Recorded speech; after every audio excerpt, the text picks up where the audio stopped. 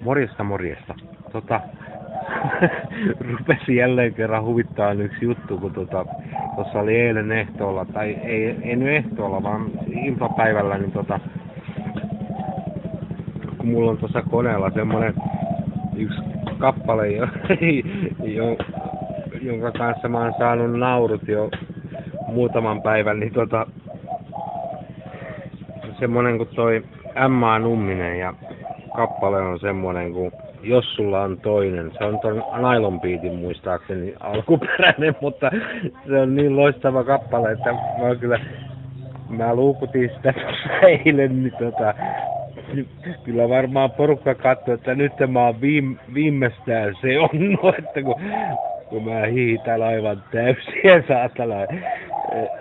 Se oli kyllä huippua. Ja no, asiasta toiseen, niin mä tuolle pojalle hommasin siis jalkapallon, se oikein, taitaa olla jotain nahkaa oikein, tai jotain keinonahkaa tai jotain. Siis semmonen kunnon jalkapallo ja sitten noin nappikset, niin kun se joka päivä käy potkimassa tuo kentällä tuo jalkapalloa, niin mä ihmettelin, kun se paljain jaloin siellä, tai sandaaleilla käy sitä, tai äsken se laittoi noin sennarit jalkaan, mutta mä ihmettelin, että miksei se niitä käytä sitten, kun ne on sitä varten niin kuin valmistettu, niin kysyin, niin sanoi, että hän säästää niitä koulussaan urheilutapahtumia niin sitä varten. Sitten, että laittaa siellä, ja mä astin ne sukat ja kaikki sitten, ja että semmoista. Moro.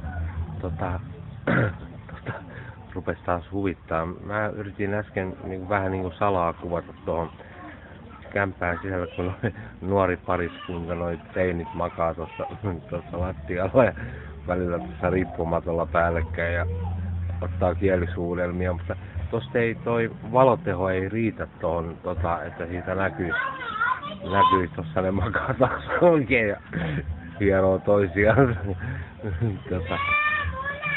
Toi pitäisi saada, mutta kun ei kehtaa mennä niin oikein lähelle, että pitäisi huomaamattomasti saada se narulle, mutta tosi huvittavaa kuitenkin.